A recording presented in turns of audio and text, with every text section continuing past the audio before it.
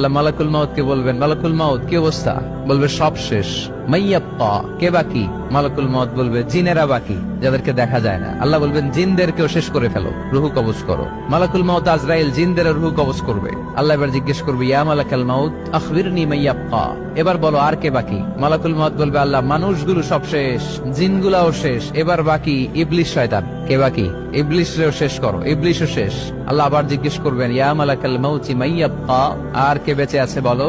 মালাকুল মাউত বলবে, আল্লাহ আপনার কথা অনুযায়ী পৃথিবীর সব মানুষের রুহু কবজ করলাম, সব জিনদের রুহু কবজ করলাম, ইবলিসের রুহু কবজ করলাম, এখন আছে শুধু ফেরেশতা। আছে কারা? যাও ফেরেশতাদের রুহু কবজ করো।